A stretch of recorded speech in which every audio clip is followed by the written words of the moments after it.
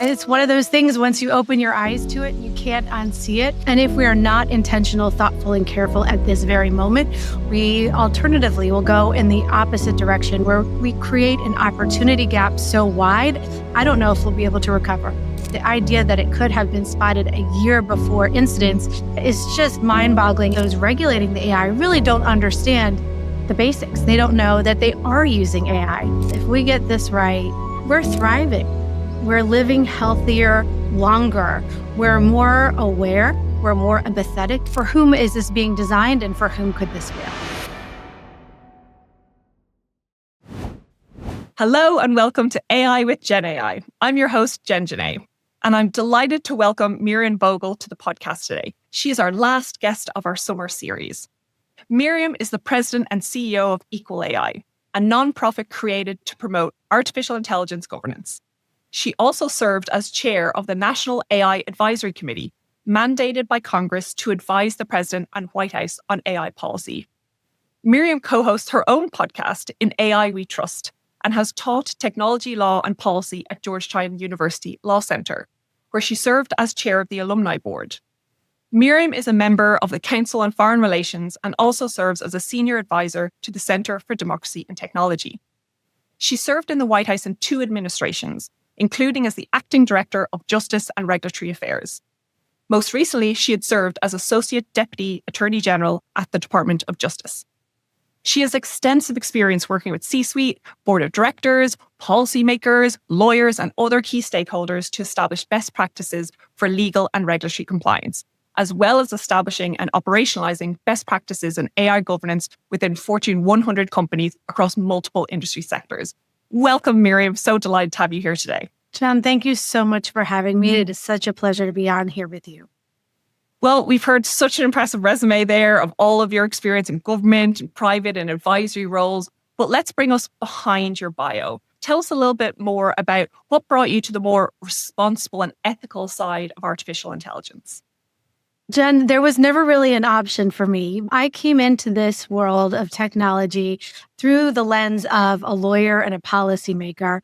As you mentioned, I did a few tours at the White House. I had the privilege of serving at the Department of Justice, being a general counsel at Dana-Farber and other places. I started to realize about 7 years ago that the things I cared about, creating opportunity, innovation, education, access, were all going to be either furthered or hindered significantly in either direction, dependent upon how we addressed AI policy. And it's one of those things, once you open your eyes to it, you can't unsee it. And I had dealt with bias and harm mitigation when I was at the department doing criminal justice reform, and also when I was at the White House in that work, as well as leading the President's Equal Pay Task Force. As a lawyer, I was in the habit of establishing frameworks to make sure that innovations, technologies, all of the operations that have risks and consequences in our society are handled and managed safely so that they are both legal and also beneficial to more of society. For me, I was backwards entering into computer science and technology, so excited about innovations and the opportunities, but realizing at this critical juncture where I believe, Jen, we still are, we can be very thoughtful and make sure that it creates a really better society. It's so exciting, the things you can think about that AI can help us achieve. And if we are not intentional, thoughtful, and careful at this very moment, we alternatively will go in the opposite direction where we create an opportunity gap so wide, I don't know if we'll be able to recover. No, that's very true. And you have such a unique and critical lens of seeing both how companies in the private sector as well as in public sector and your network of people that you're hearing from all the time about the technology they're building, but also how they think about governance. So that really sets us up for that first question in our standard T3 trio about how is AI shaping industries that you are either most excited about or the ones that you see leading to the biggest change? Where are you seeing AI shaping where you're closest at? I'll tell you where I see the potential for it shaping, because I think we have some blocks in the way, and I think we'll get into that. When you look at how it is presenting so many new opportunities in healthcare, When you look at cancer diagnosis and different tools that we've seen, Sybil, an AI model produced by MIT and Mass General, that in one study predicted lung cancer a year before it presented with 86 to 94% accuracy. As somebody who's had two beloved members of my family and a very dear cousin who passed away from lung cancer, the idea that it could have been spotted a year before incidence is just mind-boggling and so exciting. I do think that we have to be careful. Happy to get into that if you'd like, but as you know better than most, Jen, it can only be as effective as the data it runs on, as careful as the algorithm is presented, is designed. For whom are we designing it? For whom was it tested? And so as we begin to explore and rely on these exciting innovations, it's also very important that we understand for whom is this being designed and for whom could this fail. Exactly right. For whom, but also with whom. Are the people we're designing for, Right. are they involved somehow? Are there representatives? We know that we can't listen to everyone, but we have to make such deliberate choices of who gets to design these systems, who gets to test them, provide feedback and influence how they're done. So no, it is time to get right into some more of those like ethical and regulatory challenges. As you point out, this has great potential, especially in the healthcare space. This can improve not just quality of life, longevity, the ability to survive. So tell us more. What are those ethical or regulatory challenges that are stopping us from achieving those promises, or that we really need to focus on today in order to get to this more beneficial future? Well, again, it's understanding exactly as you said. And it's no surprise that I'm mirroring some of what you say, Jen, because you were one of my best instructors as I was getting up to speed on the best practices, the protocols, the best strategies to make sure we're doing this properly. Very few people in the world know this better than you. And so I've been so privileged to talk with you and learn from you over the years. What I've learned, so you can tell me if I've gone in the wrong direction, is making sure that you have a process in place that will account for what you have tested and when, making sure that you are clear definitionally, being very explicit with the definitions of what you are testing and when. It is being very practical, very detailed, documenting. AI crosses borders, boundaries, people every second. And so we have to make sure that as we are intentional and careful, we're also being very explicit on how we're documenting that intentional, explicit testing so that people down the line understand what was tested, how, and when. Mhm. And can I poke a little bit on that and say, given you're such diverse stakeholder group that you engage with quite often, are there some of these ethical processes that are most challenging, or that you feel that people know what they should be doing to build responsible technology, but either this particular aspect is too hard, it requires a certain set of skills, or people are feeling, well, I'm not seeing all my other peers in the industry doing it. I'm not going to invest the time and energy in it. Any feedback there that you're hearing about what stops people from following these ethical processes, which you nailed, by the way, of what we need more people to use? Well, thank you. A high compliment from you, Jen. Thank you for this question. I think I would love to spend the rest of the show and the rest of the day talking about this very question with you, because it's often not bad intentions that are taking us to bad outcomes. It's lack of familiarity. It's lack of understanding. Even if they're trying to design a perfect algorithm, is going to be limited by their own experience and curiosity. So the more people who are participating in the process, I think, is the best salve for making sure that AI is safe and more useful. And I think a key driver of that is making sure that companies are aware of what the risks and best practices are. And I think it's really hard right now. At EqualAI, we try to help fill that gap by making sure all the companies and partners and policymakers and foundations we work with are aligned on best practices. But right now, if you're not in one of these communities, it's hard to know what the risks are or how to mitigate them. And then we deal with a bigger problem. Even if you are in a company that is intentional, is thoughtful, and is forward moving on AI technology, what we're finding is that most of the people in that company are not AI literate.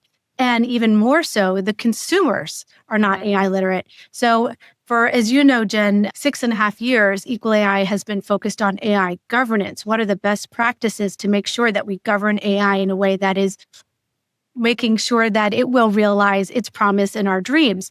On the other hand, where we are right now in this space is this huge gap where so many of the people who are supposed to be using AI on internally, externally, and as well as those regulating the AI really don't understand the basics. They don't know that they are using AI. I'd be curious to hear your experience, but when I give a talk, I always like to learn and not just talk. And I'll ask the audience, how many of you have used AI today? And no matter what room I'm in, no matter how sophisticated it is, I'm still only getting half the hands up. And I think a basic part of AI literacy is knowing, first of all, you are using AI. Good news. You are in the AI economy. You are a heavy user. Are you really telling me you did not go through a news scroll this morning? You did not look at TikTok. You did not use Uber to get here or Netflix or Spotify sometime in the day. You probably have. You're an AI user. So what does that mean in terms of the risks that you could be creating or presenting for yourself? We look at 9 different categories of risks so that we can talk about mitigation strategies. Because what I'm also finding, Jen, is that most of the people I talk to are afraid.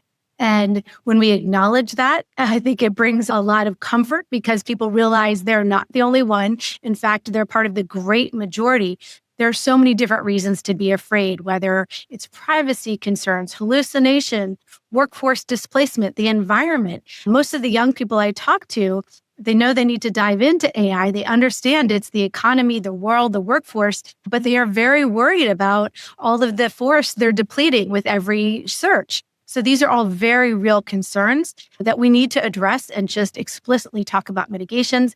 And then the third part of AI literacy, we need to also be talking about the opportunities. I think too often we're getting stuck talking about the fears and we're not letting people know all of the ways that they personally, their community, their society will benefit if we push forward and figure out the right mitigations so that they can use AI safely and effectively. No, I completely agree. I love the way that you'd separate AI literacy there, that yes, I do get a lot of fear from people that they haven't even started using AI yet because of what could go wrong or about the risks. Part of what I see it is like, oh yes, they're very real risks, but here's how to identify them, manage them, try and govern them, build those guardrails.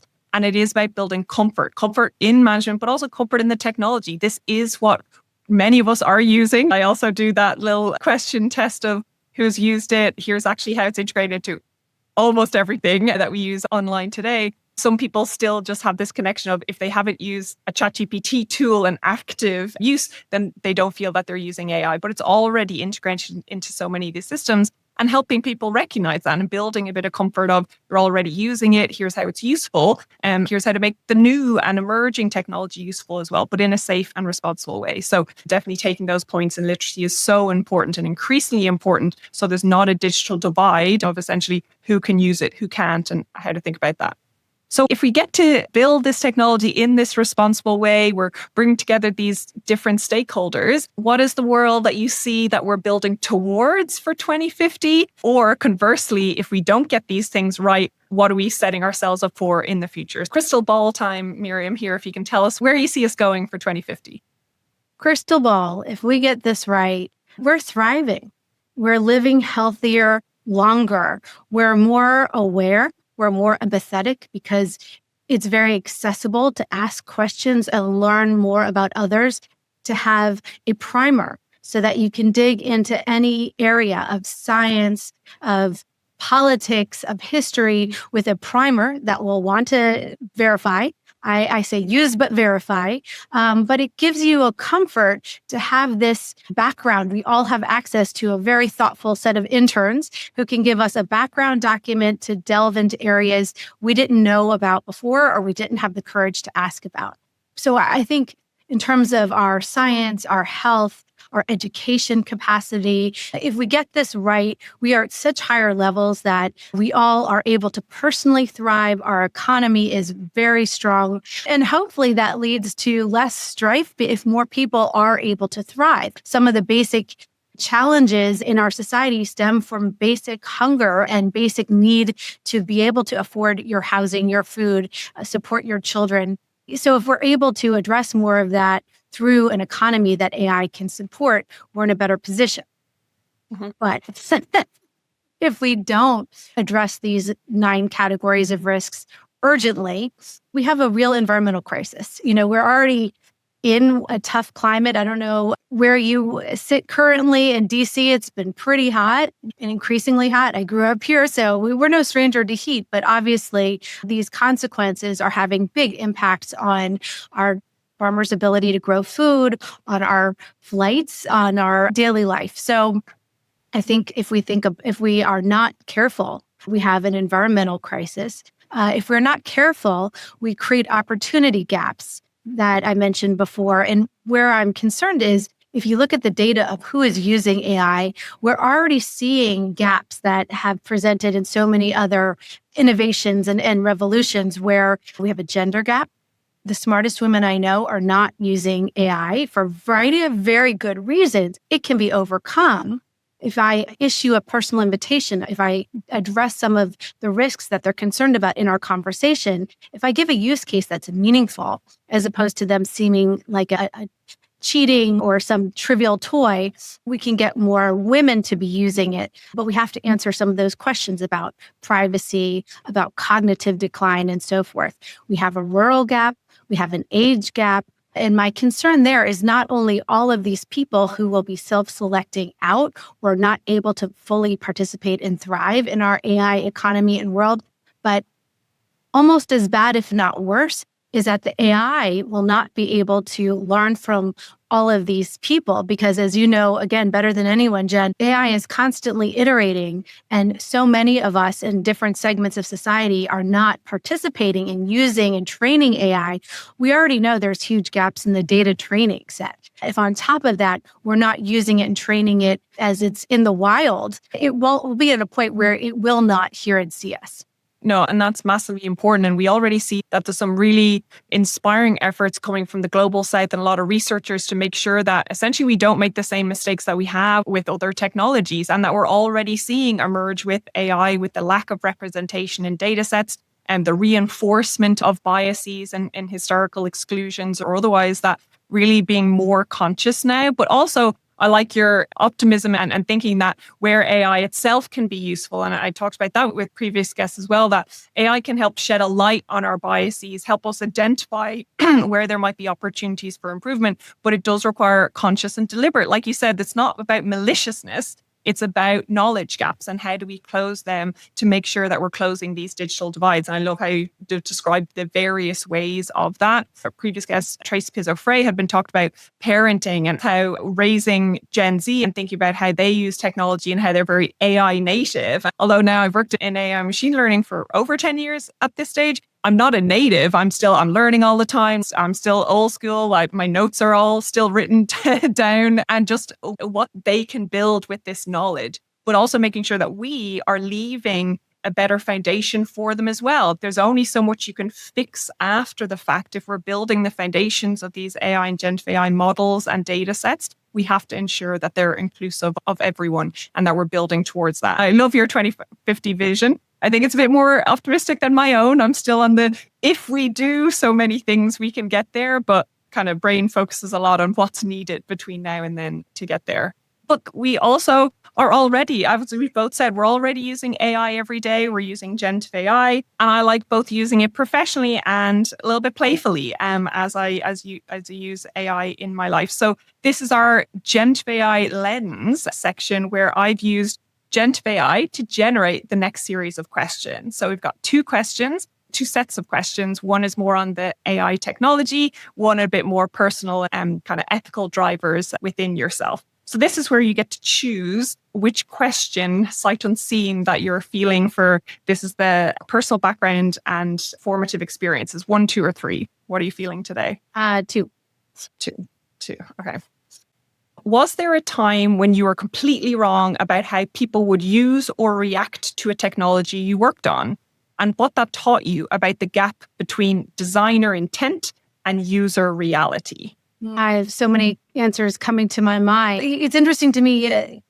It's not a technology, it's a service, but with EqualAI, when we created this 6.5, 7 years ago, we thought we would be a temporary stopgap We thought we'd be a short-term solution where companies were starting to learn about AI, starting to encounter risks that they didn't even realize were there, and needed a source to have community to help answer these questions, share best practices, mitigation strategies. I really thought that that would be a short-term solution that EqualAI could offer. I was delightfully surprised. I don't know how to quantify it.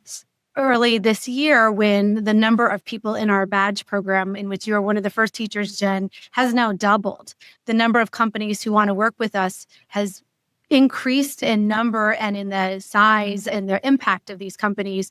I guess the good news is savvy companies know that AI governance is not something to put off. They know that while new AI regulations are forthcoming and not yet here, there is no time to wait.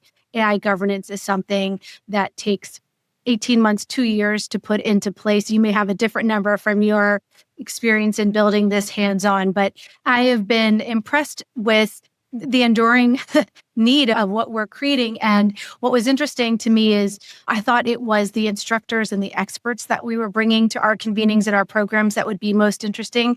But for many of our participants and our partners, it's actually the community that is one of the most important parts. So I guess that brings me to the other delightful surprise, again, you could say, which is that when I think about governance, I also 7 years ago did not think I would be in a position to answer this as a lawyer, as a policymaker.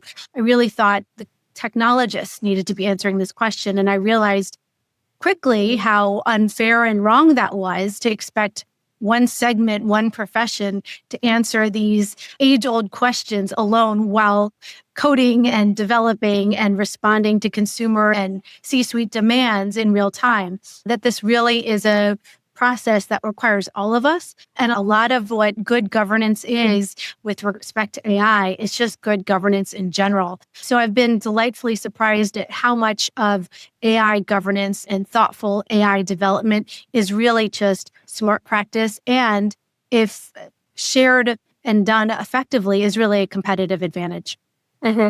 No, I love that. And yeah, obviously I can echo the point that with EqualAI, what stood out to me was how practical it was. Like, I think there had been even emerging then 6 years ago, a lot of the theory and research around it, but only a few of us were putting it into practice and be able to say, like, we're rapidly moving in this responsible AI space. Here's what we've learned. Here's what we not. And even when I had the honor to speak with some of your guests and being there for other speakers, like you said earlier, I love when I learn. And it was such a fast-paced environment, but with practical learnings.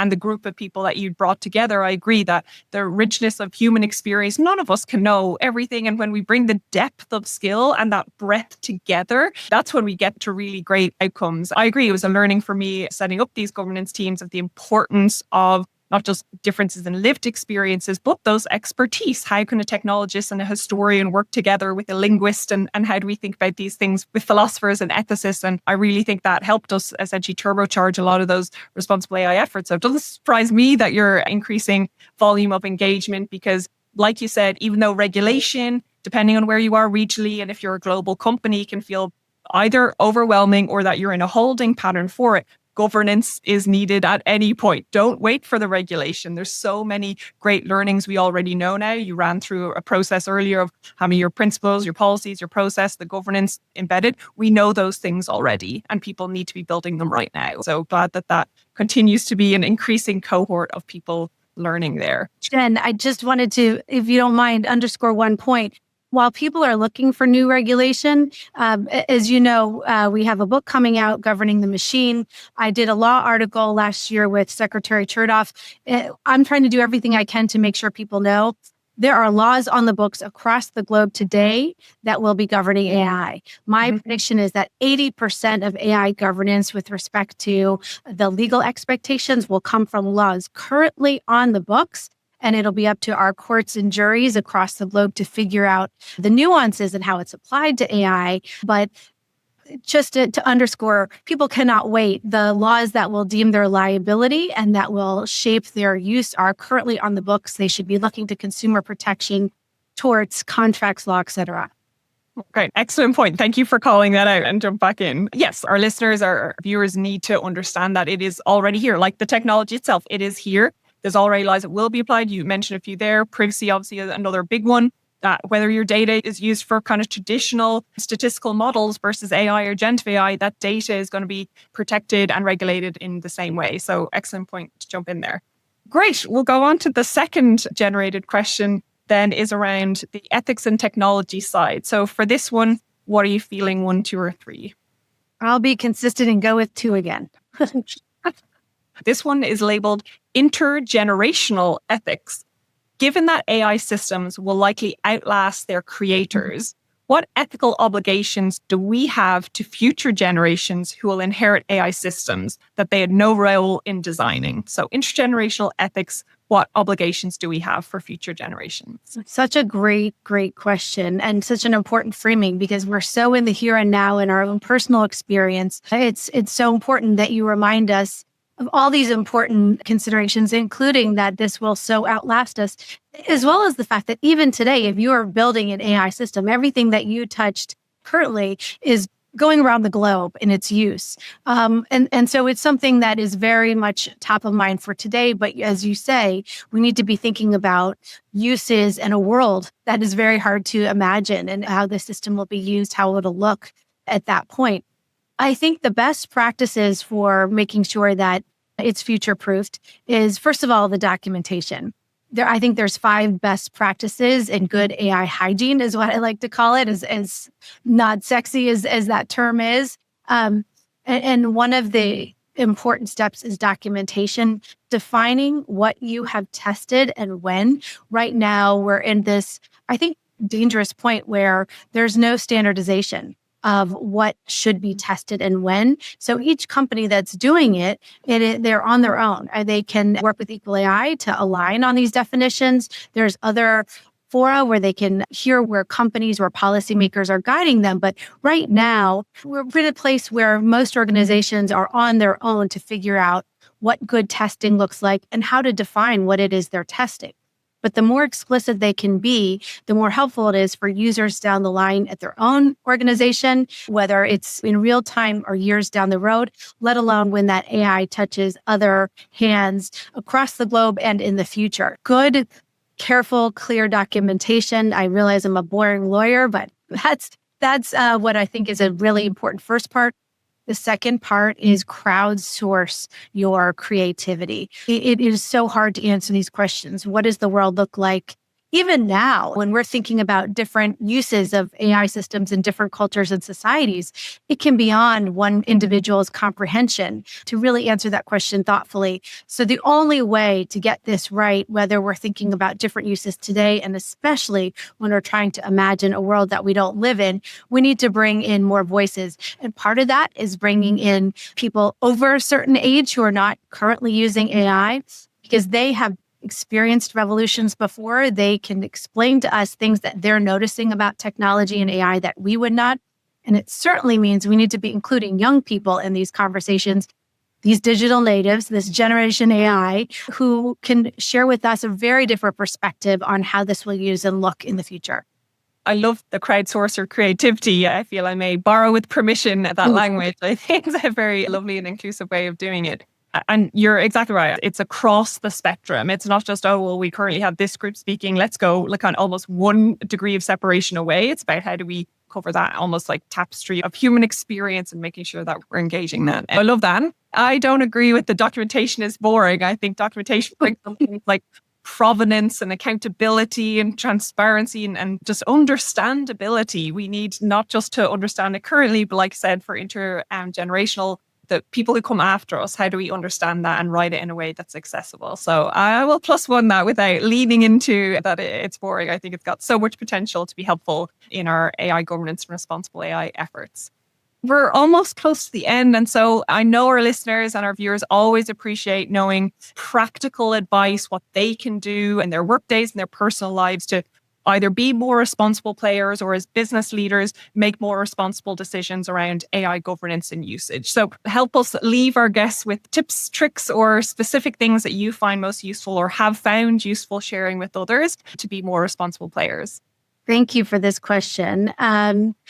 So many things I want to say. I will start by saying, as Kathy O'Neill has taught us, if you remember nothing else, remember to ask if you're the user, developer, designer, wherever you are in the AI ecosystem, for whom could this fail? That will help you understand different implications and uses that are really important to take into account so that you can use it safely. Beyond that, if you're in a company that is developing or deploying AI, or an organization, which is hopefully most people listening, I think there are 5 essential steps of good AI hygiene. First of all, you need to survey your AI use and decide what framework you're going to be using to govern it. That is step 1.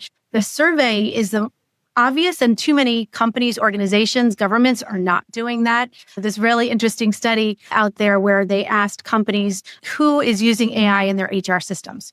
About 82 to 84% of the HR managers said that they are using AI in the HR systems. Only 48% of the general counsels and lawyers thought that they were using AI in their HR systems. And it was only a little bit more of the chief executive officers who knew that they were using it. So survey your landscape. This is not someone else's problem. This is your problem and your opportunity to manage. Which framework do you want to use? You know, I'm a huge fan of the NIST AI risk management framework. In our website, on EqualAI's website, we have an algorithmic impact assessment tool based on NIST to try and make it user-friendly. There are many good frameworks out there, including what you've put out, Jen. So you have no excuse to not follow a good framework, first of all. Second of all, need accountability. It's come up a few times in this conversation. It is critical. You really, as you know, Jen, cannot do this work if you don't have the C-suite bought in. It's going to be budget decisions. It's also making it safe for both your employees and your consumers to raise issues. They're your front lines. They're the ones who are going to see the problems. And if they don't think it's safe, that your C-suite, your leadership, your board wants to hear it, they won't raise it. That creates the environment for thriving.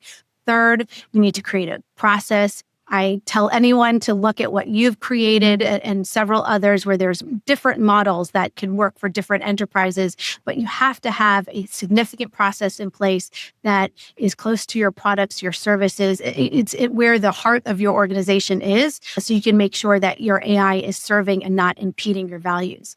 Then next, you need to document, which we've already aligned on is a huge key process. I won't say more about that other than, yes, for the boring technical documentation. Finally, rinse, repeat, rinse, repeat. You need to audit.